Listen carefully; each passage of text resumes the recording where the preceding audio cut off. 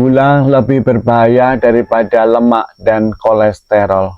Saudaraku yang terkasih, pada kesempatan ini kita akan membahas tentang bahaya daripada gula.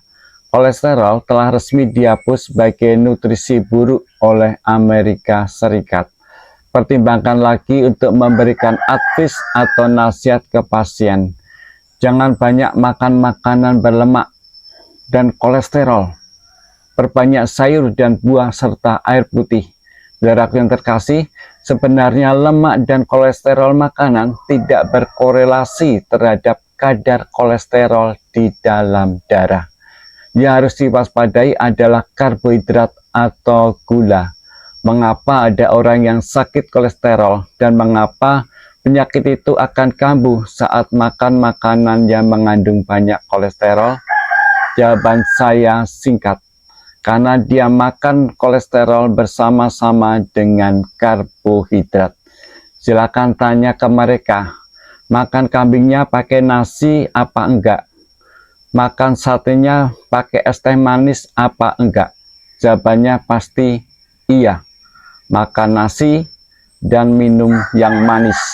Saudaraku yang terkasih, jadi bukan salah kolesterolnya. Kolesterol itu baik-baik saja. Yang salah adalah karbohidrat atau gula. Penjelasannya adalah sebagai berikut. Karbohidrat dan semua turunannya adalah gula. Tahu sifat gula kan? Kalau nggak tahu sifatnya, silakan saudara ambil gula pasir, lalu panaskan. Apakah gula akan meleleh atau menjadi karamel? Jawabannya adalah menjadi karamel. Gula yang mengkaramel inilah yang masalahnya. Karamel gula atau disebut glycation ini mengikat macam-macam komponen di dalam tubuh. Apa saja yang diikat oleh karamel gula? Salah tiganya adalah lemak, kolesterol, dan asam urat. Lemak yang terikat oleh glycation akan menyebabkan plak. Dan plak ini akan menyumbat aliran darah dari jantung ke titik-titik lain. Tersumbat dekat jantung akan menyebabkan serangan jantung koroner. Tersumbat ke arah otak akan membuat aliran darah ke otak pecah. Kalau pecah yang kanan, Anda akan mengalami sakit stroke. Kalau yang kiri, Anda lumpuh. Kalau yang tengah, Anda mati. Ini fakta medis dari orang-orang yang stroke. Kolesterol juga terikat oleh glycation. Kolesterol yang terikat inilah yang menyebabkan orang sakit kolesterol. Jadi masalahnya bukan kolesterolnya, tetapi yang mengikat kolesterol. Selama kolesterol Anda liquid alias cair dan tetap beredar di darah, maka tidak masalah. Itu kenapa saat kolesterol saya tinggi, yaitu 323, saya baik-baik saja dan sehat. Penyebabnya adalah kolesterol saya tidak terikat oleh karamel gula. Begitu juga dengan asam urat, dia nggak salah.